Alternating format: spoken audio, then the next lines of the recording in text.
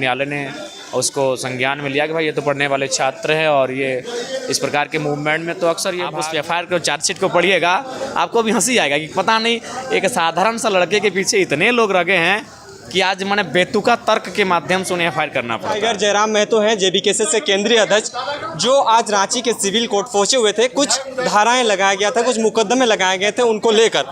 ये अभी वकील से मिल रहे हैं और मिलने के बाद इन धाराओं का अभी तक जितना भी लगा हुआ है वो सब सारी चीज़ों पर गहन चिंतन होने के बाद बेल का भी प्रक्रियाएँ जो है पूर्ण कर ली गई है। सारी चीज़ों को आप तक रखेंगे, बने रहें। रांची सिविल कोर्ट आना हुआ, किस केस के मामले में आज आए थे? 23 मार्च 2023 को 60-40 नियोजन नीति के विरोध में जो प्रदर्शन किया गया था पूरे राज्य में, जिसमें विधानसभा का घेराव का एक कार्यक्रम रखा गया था और जिसमें छात्र शांतिपूर्ण तरीके से ही विधानसभा के काफ़ी दूर में ही उन्हें रोक दिया गया था। और उस दरमियान आंसू गैस इत्यादि, रबड़ गोली इत्यादि बहुत कुछ की बौछार भी की गई थी और साथ ही साथ कुछ फर्जी मुकदमे भी किए गए थे, चूँकि इस राज्य की आदत है हुक्मरान की कि जब ये स्टूडेंट के मूवमेंट को दबाने का प्रयास करते हैं तो कुछ स्टूडेंट्स पर फर्जी एफआईआर किए जाते हैं। तो उसी के तहत एक मुकदमा किया गया था, जिसमें आज हम लोग बेल के लिए हमारे वकीलों के माध्यम से रितेश दा उनके माध्यम से बेल के लिए अप्लाई किया था और हमें आज बेल मिला। तो माननीय न्यायालय का आदर करते हैं, सम्मान करते हैं, जिनके माध्यम से चूँकि कहीं ना कहीं जो फर्जी केस लगाया गया था माननीय न्यायालय ने उसको संज्ञान में लिया कि भाई ये तो पढ़ने वाले छात्र हैं और ये इस प्रकार के मूवमेंट में तो अक्सर ये भाग लेते हैं या फिर अपनी बातों को रखते हैं। तो इसका मतलब ये नहीं कि ये कोई किसी प्रकार के असामाजिक लोग हैं। तो कुल मिलाकर हमारी जो आवाज़ है वो उसे दबाने का जो प्रयास किया गया था वो नहीं दबेगी और हम लोग जब जब इस प्रकार के लांछन या फिर आरोप प्रत्यारोप लगेंगे हम लोग मजबूती के साथ फिर बाहर निकलेंगे। ये समय है क्योंकि समय कम बचा है, ऐसे समय में आप गांव घर में घूम गए, जन आशीर्वाद यात्रा कर रहे हैं और ऐसी परिस्थिति में कोर्ट कचहरी को भी मैनेज करना पड़ता है, तो कितना मुश्किल होता है? देखिए, जब पॉलिटिक्स की बात आती है, राजनीति की बात आती है तो बहुत सारी चीज़ें आपको फेस करना पड़ता है। सही बात है, अभी हम लोग पूरी तरह से गिरिडीह लोकसभा को फेस किए थे और अपना जो भी समय हम लोग का व्यतीत हो रहा था वो गिरिडीह लोकसभा में ही हो रहा था। उसी बीच आज रांची बेल के माध्यम से निकालकर समय आना पड़ा, तो कहीं ना कहीं एक दिन का तो उस हिसाब से मानते हैं कि थोड़ा सा माइनस हुआ है, लेकिन कोई बात नहीं, ये बहुत इंपॉर्टेंट कार्य था। हम लोग इसे एक दिन को अपनी ऊर्जा से फिर बैकअप कर लेंगे।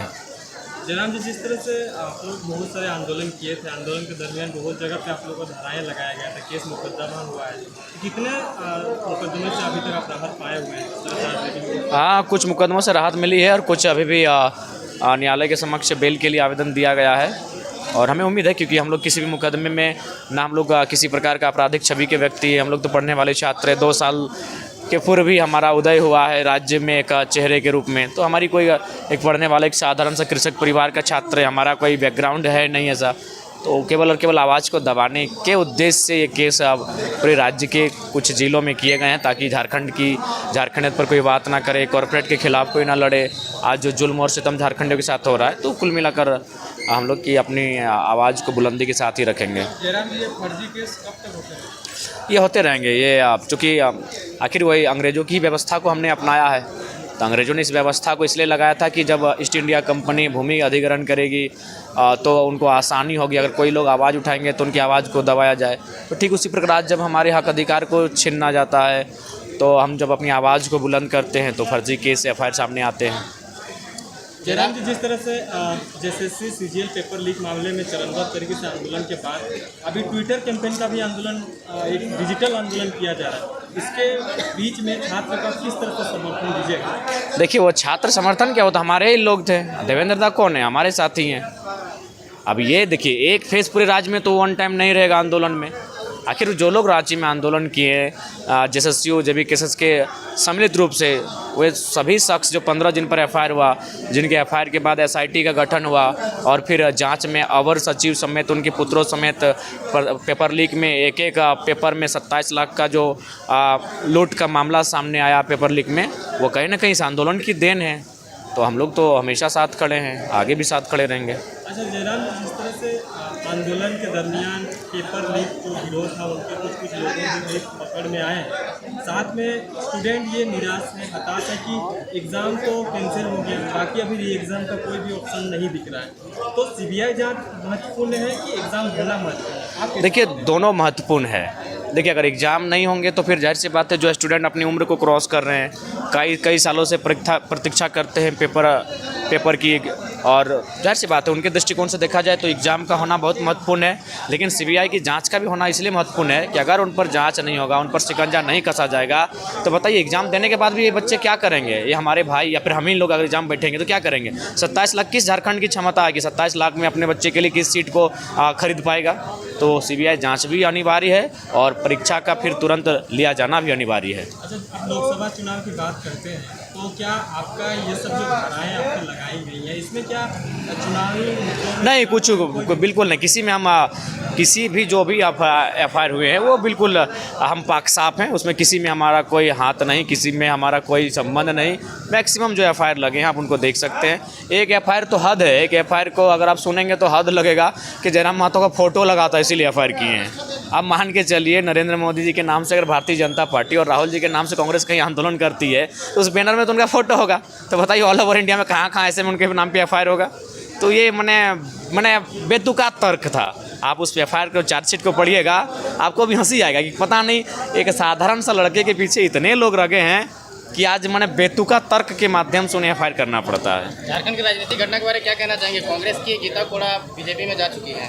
देखिए वहाँ चूँकि जो कोल्हान का जो क्षेत्र है वहाँ जेएमएम ने अच्छा रिजल्ट किया है, तो जेएमएम का प्रेशर था कि भाई वो गठबंधन की सीट पहले कांग्रेस की थी, वो जेएमएम में जाएगी, तो इसलिए जाहिर सी बात है वो सीट हमें लग रही कि चाईबासा जो है वो जेएमएम के पाले में जाएगा। इसलिए गीता कोड़ा ने जंप किया है क्योंकि उनको तो फिर एमपी है प्रेजेंट, तो वर्तमान में फिर वो बीजेपी के उनका रास्ता बचेगा। जयराम जी, जिस तरह से आप लोकसभा चुनाव की बात करते हैं, हालांकि गिरिडीह में आपका जो तैयारियां हैं जो लोगों के बीच जा रहे हैं वो कहीं ना कहीं ऐतिहासिक रहा है। ऐतिहासिक रहेगा। मैं सुनिए तारीफ नहीं करूंगा, मैं पूरे भारत की और झारखंड की राजनीति में पहला लड़का रहूंगा जो हर एक गांव तक पहुंचेगा एक लोकसभा में, हर एक गांव तक पूरे भारत के। लोकसभा में अभी नहीं दिख रहा। देखिए दूसरे वो उनकी एक्टिविटी है, हमने इंटरनली उनको सजेशन कर दिया है कि अपने लोकसभा क्षेत्र में जाइए, भ्रमण कीजिए। लेकिन जहाँ तक हमारी बात है, मैंने पहले ही कहा था कि हम लोग अपने जोश से ही अगली जो पार्टियां हैं उनका सामना करेंगे। और शायद भारत के 74 साल के लोकतांत्रिक, अगर 1952 से चूँकि हमारा पहला आम चुनाव 52 और ये 24 यानी आई थिंक 72 साल के इतिहास में पहला शख्स होगा जो पूरे लोकसभा के हर एक गांव तक पहुंचेगा, हर एक पंचायत तक पहुंचेगा, वह शख्स जयराम महतो रहेगा। माइक्रो लेवल पे कैसा तैयारी है? बूथ एजेंट हो जाएगा? देखिए इससे पहले हम लोग आप भी जानते हैं कि 50,000 की भीड़ में हमारी सभा होती थी, यही टाटी सिलवे। आज भी तस्वीर को देखते हैं तो अब हम लोग क्या कर देंगे, हम लोग 20 लोगों के सामने हम सभा कर रहे हैं, तो माइक्रो लेवल की ही तैयारी है। अब हम लोग अपनी सभा को जहां 50,000 लोग सुनते थे वन टाइम में, उसको हम 20 लोगों में अपनी स्पीच को जा रहे हैं, तो माइक्रो लेवल की ही तैयारी है, छोटी सूक्ष्म तैयारी ही है वो। रांची लोकसभा में कैंडिडेट आने का कोई चांसेस दिख रहा था? क्योंकि तैयारी तो देखिए ये रिपोर्ट जब रांची की टीम हमें प्रस्तुत करेगी और उनकी रिपोर्ट के आधार पर हम लोग यहाँ कैंडिडेट घोषणा करने पर मैं सोचेंगे। कैंडिडेट का चयन कैसे करिएगा? देखिए वो तो निश्चय ही जो रांची में हमारे साथी हैं वो अपने गांव में जाएंगे, गांव के लोगों के बीच, गांव की चौपाल में बैठेंगे, किसानों के बीच बैठेंगे, छात्र नौजवानों के बीच बैठेंगे, कामगारों के बीच बैठेंगे, और वहाँ से जो रायशुमारी छनकर सामने आएगी उस पर हम लोग अमल करेंगे। मैनिफेस्टो जारी नहीं किया था बाई लिस्ट? देखिए अभी किसी सेंट्रल पार्टी का मैनिफेस्टो नहीं आया, तो जाहिर सी बात है हम लोग तभी नौसिखिए हैं, समय लगेगा, हम लोग जल्द जारी करेंगे। लेकिन सबसे फास्ट आप ही लोग चल रहे हैं, बड़े पार्टी के लोग अभी तक कर भी नहीं पाएंगे, उसमें उतनी ऊर्जा भी नहीं है और ना ही उतना जिद है। वो तो अपने यहाँ दिल्ली के भरोसे जीतते हैं चुनाव, वे लोग बाप के मने अपना इधर उधर से चुनाव जीतते हैं, हम लोग अपना बाई फेस अपने टैलेंट के दम पर चुनाव में हैं।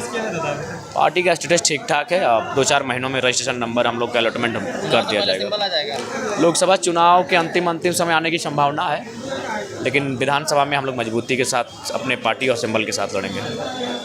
धन्यवाद। क्या कहना चाहेंगे जयराम जी का जो आज केस था उस पर क्या कहना चाहेंगे? आज न्यायालय झारखंड हाईकोर्ट से इन लोगों को 13 तारीख को बेल मिल चुका था, 13/2/2024 को जयराम महतो और मोतीलाल महतो, और आज इन लोग सिविल कोर्ट रांची में सरेंडर करने के लिए आए थे और बेल बॉन्ड अपना फर्निश करने के लिए। तो इसी दौरान आज इन लोग का बेल बॉन्ड एक्सेप्ट किया गया और इन लोग को बेल कंफर्म किया गया। क्या क्या धाराएं लगी थी इनके ऊपर? इन लोग के लिए बहुत मेजर धाराएं थी, बहुत सेवरल सेक्शंस थे, जिसमें मेजर सेक्शन 307, 353, 332, 333 ये सब धाराएं मेजर सेक्शंस थी। क्या ये इन धाराओं से जयराम को चुनाव लड़ने में कुछ परेशानी हो सकती है? नहीं नहीं, कोई परेशानी नहीं होगी। अब इन लोग का बेल ग्रांट हो चुका है। अब ये बेल से इन लोग को कोई परेशानी नहीं होगी। बस इन लोग को अपने नॉमिनेशन पेपर में इन लोग को सही सही अपना एफिडेविट फाइल करना है। Thank you.